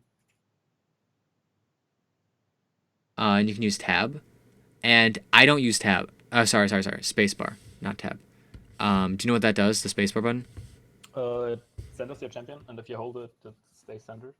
Yeah, it gets like a giant arrow above your head and everything. Yeah, also that. Okay. So the way that I play is actually with Y. And if you've never played with unlocked cam, that's what I recommend. And Y unlocks your camera for like it just unlocks it, and you can press Y again. Wait, It'll no, no, recenter. no, other way around. I never play with the locked camera, Okay. so it's always unlocked. But I think that's wrong because I've seen like Crown and people like use their spacebar for locking the camera, and I don't know why though. I don't Because know when to use the locked camera and when not to. okay, so you use unlocked camera to get the information that you need. Okay. Okay, so if you're playing a laning phase, right, and you don't need you're zoning somebody, do you need Okay. to see what's behind you? Not really. No. So you unlock, and then you look in a better position for you. If you're um getting dove, do you think you want unlocked or locked cam? Well, for me, it's like I always play unlocked, so I don't really see like the benefit of locked cam. Okay, it's a trick question. Okay. If you're playing somebody like Ezreal, who's very skill shot and mobility reliant, having unlocked cam is really important because your targets don't move then. Okay. If you're playing somebody like Vlad, who doesn't really have skill shots, it's actually easier for you to play if you lock your camera or like, space it because you're in the center then and you can see what's going on based on that. And everything's following you. and let's say you need to like run in X direction, you need to run like above or below. You'll never run into the case where you have to flick your mouse up to move the camera because it's gonna be on you. Does that make sense as to like why you would use that? Like, Okay. So basically, you just get like more time to use your mouse because you don't need to flick it. yes. Okay. And how do you practice camera management? Well, rather, information gathering, because we kind of talked about camera management, but like information gathering is the more important one here because I didn't think your management was that bad. Just like you weren't getting the information. Yeah. So if you've watched any of my other VOD reviews, you'll see, like I literally say like, why are you looking at this? This doesn't matter, and I said it to you as well, but it was never like in laning phase like here. Like, yeah, you could move your camera up slightly like this, like this be the last thing you see. But like it doesn't really matter that much because you seeing this doesn't matter either. So like your camera's fine here. And a lot of people like what they'll do like in this lane is they'll have like just a completely wrong camera management where it's like they see like all of this and they like stop like right here where it's like this is your box and it's like, well, that's not right either because you can't click here or here, and that's really important. Yep. So I never pointed out any issues like that. So like I don't think your camera management is like terrible. Like, it could always use work. My camera manager can use work. Everybody's could use work. So just keep that in mind. Crown is perfect. Yeah, totally. But okay, so let's discuss information gathering. How do we get information? Well, we move our camera. How much of this game do you think you spent looking at your walk animation? A lot. A lot. Do you need to see your tails? Like right now, Obviously not. this is what you should be doing. You see how you're not looking at yourself? You're looking at something that's right here. See? You're getting information. You can do this while you're CSing. Okay. Like right now. And then hit spacebar to Boom. back to Trinket. Yeah. Right now, yeah. You last hit that minion. As soon as you last hit that minion, click on mid. Click on bottom. I would click on bottom. What the fuck's going on? They're like, they're 3 health. Why are they 3 health? Did the jungler come down? Like, am I missing the jungler portrait? What's going on? Okay. Because look, what do I need to see right now in top lane?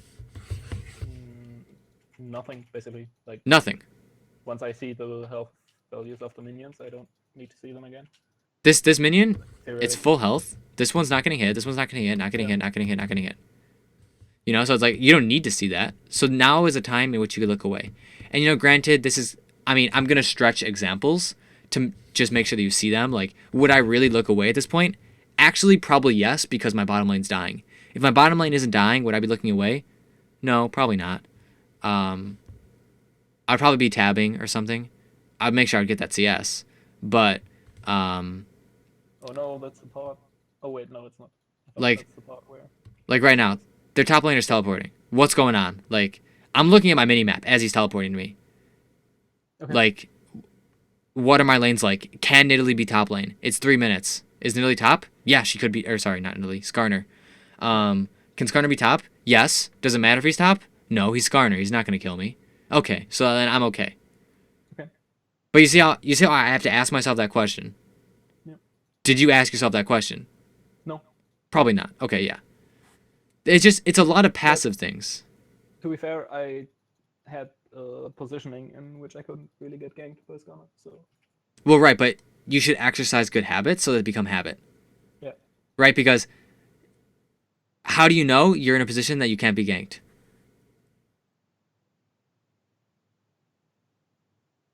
Like it depends on the jungler. Like unless. Yeah, they're it depends on the jungler. really- So that means you have to think about their jungler.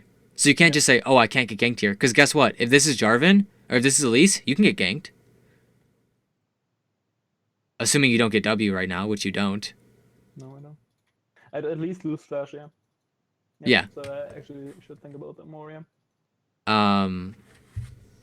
And then, like, I said it a few times, but, like, why are you looking here? What are you seeing? And, like, I think the most notable one was, like, bottom lane when, like, Fiesta was going on top lane. It was, like, what do you need to see right now? You need to see top lane. Where I protobelt the minions. Yeah. I need Do- to see top lane. You don't need to see the protobelt. You should know that you click there, then you just click away. Or you charge your E and click away. or I'm looking for the other one where like your team dies at base and that or your the value of your turret, the health value changes your decision. And I said you should do something else until I saw how much health your turret had. And then the decision changes because I got more information.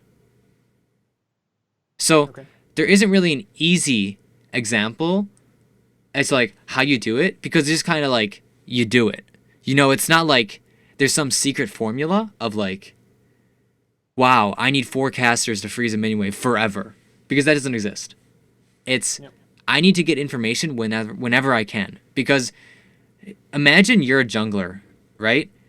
Do the junglers need to see themselves clearing the camps? No, definitely not. If I'm playing jungle, I'm also using the F key, so Okay, so the lanes are the same thing. Do you need to see yourself killing minions once you throw that auto attack? Probably not. And you can be gathering information during that time. And then also, if their let's say you're mid lane right now, okay? If their jungler starts bottom side, how do you know he starts bottom side? because of the leash from the bot lane. Okay, so you look at the bot lane leash, you look at the mid lane leash, and you ask yourself what's their jungler. So if you're blue side, they're not always going to start blue side. They could start Raptors or they can start blue side. If you're red side, they will always start bottom lane because they're going to get a leash from their bottom lane on red buff or they're going to get a leash from the mid laner on Raptors.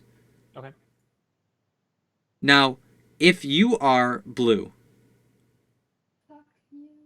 and the enemy is red and the jungler guaranteed starts bottom lane because you looked at their bottom lane, you saw they leashed. Where will they be at 6 minutes? Where will their jungler be? 6 minutes?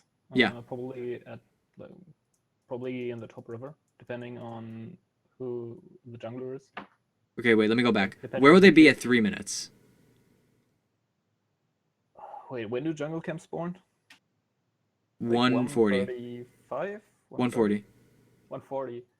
So, I guess at 3 minutes, he should be somewhere at, like, assuming he started blue on red side.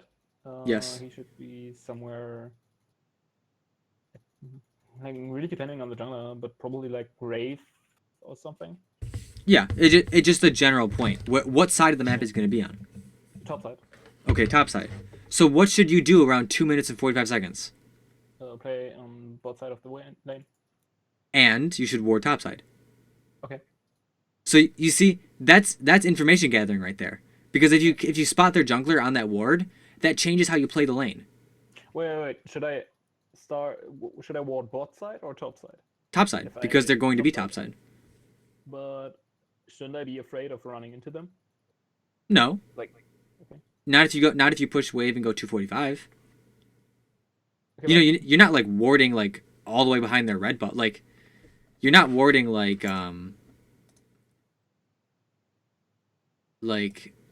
all the way back here.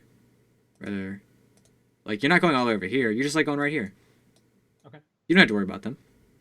Now if it's Lee Sin, okay maybe, but like any other jungler, like not really. But the point is, he has his Q gap closer. Okay. And he does a lot of damage. Thinking more about Olaf because of the Q reset and the constant slow. So I'm really afraid to ward Pixel Brush against Olaf. Why? Because of the constant slow of his Q. So if I run into him. But if you were like this. Yeah. And if you ward at an appropriate time, he won't be there. He can't be there, yeah. Okay. Because if he starts bottom side like he did, like he will, on this red side, right? Yeah, he needs to clear wolf first. He's gonna go here. Yep. And then he's gonna do something. And he's gonna go either here or here. Yep. You know that's what he's going to do. Should always be there. Yep. Yeah, so before he's here, the ward should already be there. And then you change the way you play, right? Because you had that information. So I'm just trying to show you a concrete example of how information can change the way you play. So here's another one. Let's say their jungler is top lane. What does that mean? At like 6 minutes. 6 minutes. That means that blue, wolves, and red are probably down. but I can see that on his CS too. And if he's at his next clear, he will probably go to the top lane because on bot side it's only Grump up. Yeah. Yes. So that makes sense, right? See, I should ward near his red probably. Yes. So you see how you just like gather that information? Yeah. And then you make a decision accordingly. And you know, this is kind of delving into jungle tracking as well, but that's information. That is something you actively need to be thinking about and changing your play because of it. And yeah, I mean, jungle tracking is information gathering. It's just passive information gathering. So to go back to my question earlier, where will their jungler be at 6 minutes on average if they start bottom side on red side? So somewhere on the top side, I guess, or recalling. The answer is they will be bottom side. Okay. Okay. They will be bottom side with in-game timers. at 6 or 8 minutes. Okay. Yeah. That's just how it works. Assuming I haven't seen them on the map yet. Right. Or even if they gank like top or something, they're still gonna, or they gank you, they should still be bottom side. It just, see, that's just information, right? And that changes the way that you play. And that means around 6 minutes, you should be playing on the top side of the lane and be warding top side, because maybe they cheese. Around this time, you need to protect the area that you're standing by. Whereas in the early game, you don't necessarily need to protect the area that you're standing by. Or rather, you need, yeah. So like, because if you stand here and you ward this, that's fine. Because you know that their jungler in the early game is going to do this. Okay. Because that is their guaranteed path. Whereas in come around 6 minutes, if you ward this and stand here, you're trolling. Yeah, I'm going to die. Because their jungler can be here. Because they don't have a guaranteed path anymore. Because they could go anywhere. They could theoretically do this, and then this, and then this at 6 minutes. Yeah. It's not optimal, but they could. Yeah. And, you know, that just doesn't happen on the first clear. But anyway, you see how important the information gathering can be there? Yeah, so just thinking about the game actively and doing everything you can to think about the game is how you gather more information. And it's just kind of doing it, like I said. Okay. Farming, I covered already with the whole thing. But however, side waves weren't really covered. Okay. If you were to set up a side wave push, what happens? Well, it depends on what kind of push. If you set up a slow push, what happens? Well, with every minion wave that comes in from my side before theirs, my wave is gonna get bigger, and at some wave it's gonna crash into the turret. So somebody either has to deal with it, or it will take down turrets. Okay. What happens after the minion wave is dealt with? Should, like, if they completely clear it, then the minions should meet in the middle again, depending on like the first wave obviously meets in the middle, but then it depends on the level and the turrets. The answer is it'll push back to you. Because the time it takes for them to clear the wave, their minion wave is stalling on it. So your minion wave advances further up in the lane. I was assuming they clear it before the minions hit it. Oh, well, I mean, it's not really possible in the mid to late game. Okay. Because, like, you know, the tier 1's going to be down, so... Okay. The minion wave will crash on their minion wave will crash on your minion wave, like, really early. But anyway, the point is that it's going to slow push back to you. Okay. So that's how you keep up your CS numbers. Because if you set up a slow push and go impact your team... So basically throw a boomerang. Yeah, exactly. You throw it at them, and then it's going to come back to you eventually. And then you go and catch that wave once it comes back to you. And that's how you really, like, skyrocket your CS, your farm, or sorry, your level, and how you pressure the map while also keeping high CS. So that's when I said, like, hey, how much have you been controlling the side waves? And you were like, really not at all. That's the kind of stuff you should be doing, is you should be looking to control the side waves. When do you know how you can do it? Or when do you know when you can do it and how you can do it? You literally just have to practice it. Like, there is no, again, like, there are formulas for them, and I told you them, but at the end of the day, the formulas don't matter, really, as much as doing it. Because if you actually do it, you'll start to learn without having to actually count the minions. Yep. Like, oh, this is going to push out. Okay, cool. And it doesn't have to be meticulous, like, hey, I need to set up 4.5 caster minions because it's at this part of the lane, blah, blah, blah. No, you just clear extra so that it guaranteed pushes towards them. Okay. Which is what I said earlier, where it was like, why not just clear it and guarantee a push instead of leave it a chance? And you just kind of have to practice doing sideways because you're 5-0, right? If somebody comes to you alone, you should be able to kill them. Okay. Because you're fed. So the second you get fed, you just want to go 1v1 on a side lane because you can. And nobody can answer you. Okay. And I guess that's more just kind of like explaining why you would do it. But how do you practice it? Like I said, you do it. If you want practice on split pushing specifically and managing sideways, play somebody like Echo in a normal game or something. And just split push the entire game. Literally only split push. You will learn a lot about minion waves, how they bounce, when you can pressure, etc. And that leads into the next point of vision and sideways together. Have you read the vision guide that I put out? Yeah, I skimmed it. Okay. Those are more for like mid-game wards. Or sorry, early game wards. But when do you know if you can push? Because we had an example of it here where it was pretty greedy to do. Yep, yeah. On the top side where I didn't have any vision at all. Yeah. Didn't see anyone on the map, yeah. So you don't have any vision. So why, like, that's why this play isn't okay. Now, if you have a ward, let's say a control ward here, and just one green ward, like here. Now, this play, it's okay to do. Okay. Assuming, like, obviously you have some information on them beforehand. Because if there's 4 here, you will know if they're coming up to you. Yep. Like, unless they do this, in which case you should already be getting more cautious the more time goes without seeing somebody. So, like, you just have to respect power balances, right? Because if there's 4 people in mid, that means that there can only be 1 top. At maximum. Obviously. If there are 3 in mid, you don't know where one is, and then you know where the other one is, you need to start playing way different now. Because even if they're not top lane, they could be top lane. So you see how that changes based on if just even one person disappears? Yep.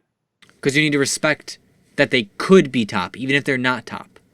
So it could be the case that their jungler actually just went to farm wolves. But it doesn't matter, because he could be here. So, split pushing is all about thinking and understanding pressure. And, you know, when you do it like this, when you do it on a global scale where you can see everything, it becomes a lot more obvious. But if you practice it even a couple times, you'll realize how obvious it becomes when you're playing in-game. And so I'm an Echo player, right? I play a lot of Echo. And you would just want to push, push, push, push, push. But if I can't push, I can't push. So I just have to say, you know, this sucks, I guess, but if I die here, it sucks even more. So that kind of makes sense as to, like, when you would push and, like, how you go about understanding if you can. Yep. Okay. And then the micro on your champion. I can't really teach you the micro on the champion. Like, I do play Vlad, and I point out some micro mistakes, but this just comes down to playing more games. And I know I've said that for, like, literally every answer on this list, but clearly you're a competent player, right? Like, you have a 60% win rate on your main champion over a lot of games. That says something. You've kept up with what I've been saying, like, in terms of, like, you said my sentences before I said them at points.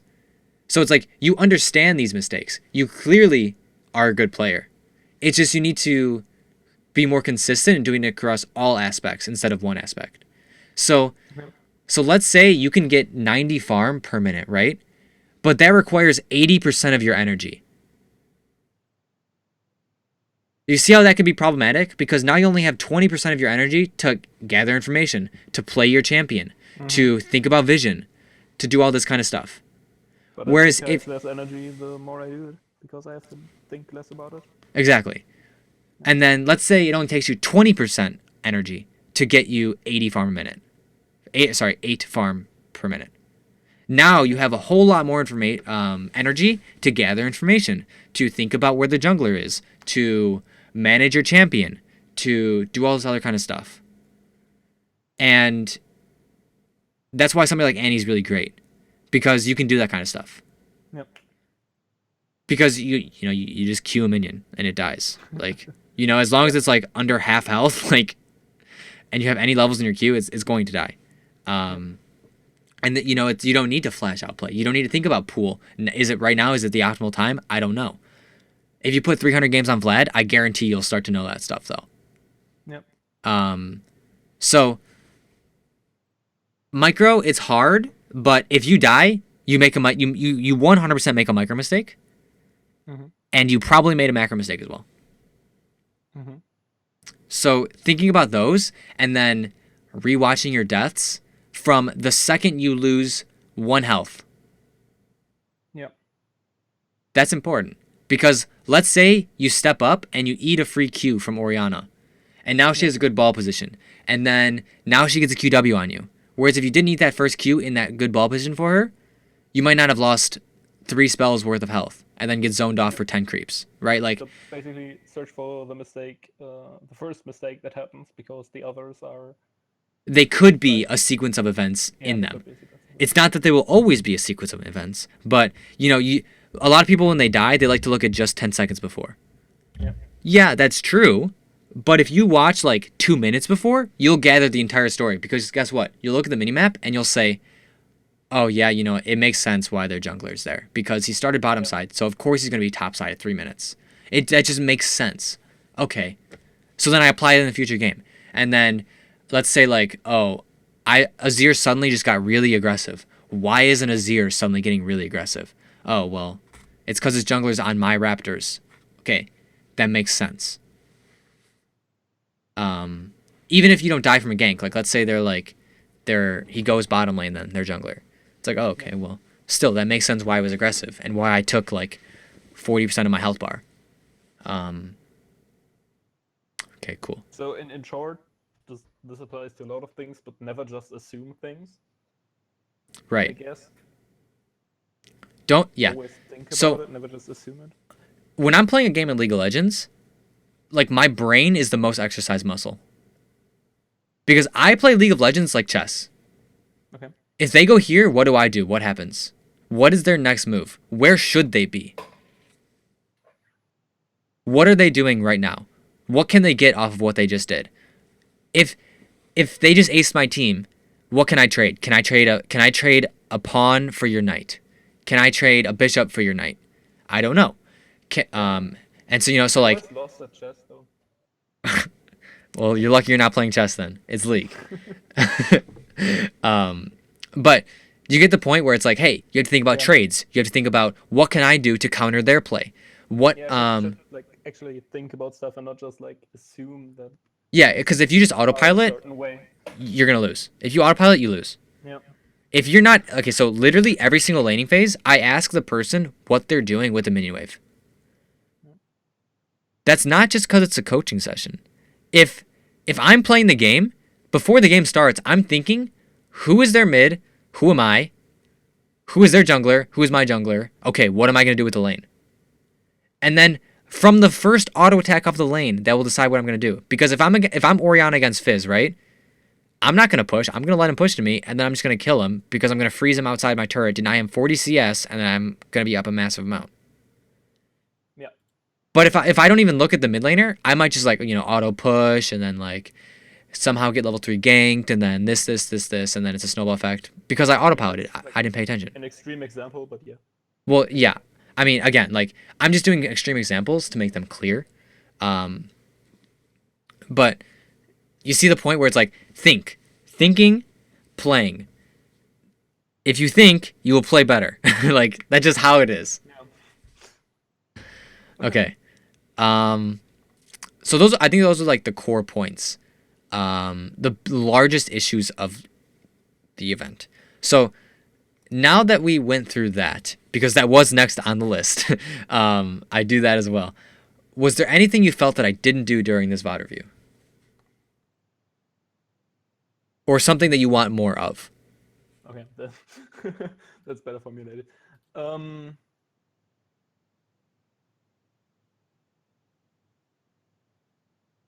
no, I don't think so. I don't think so. There is nothing I would. No, no, I think you pretty much covered everything. Okay. Because what you said is a very good point, and that's why I try to do those recaps as well, where it's like, hey, you told me a lot what I did wrong, but what I do to fix it. And if you feel that way about something else, um, bring it up, right? Like I'm here to talk about it. So even if you don't think of it now, feel free to message me. Obviously, I will respond. It might take me a few hours or a day, but I will respond. It just depends on how busy I am, to be completely honest. You Um, know, the point I brought up with the formulated sentences and the flowchart type sentences. It's actually something I noticed on your other videos, so that was already in my head before. But other than that, I don't really think that there is anything you didn't cover. okay, cool. Um, so if you're good, then I'm gonna end the VOD. Are you good? Yeah, okay. Okay, cool. So guys, I took a 1 hour nap today. That was my sleep. So I'm going to end stream and sleep. Um, so thanks for watching and sorry for the lack of streams this week. Like I think I did Thanks this for like three watching. times this week. Bye. So have a great night, guys.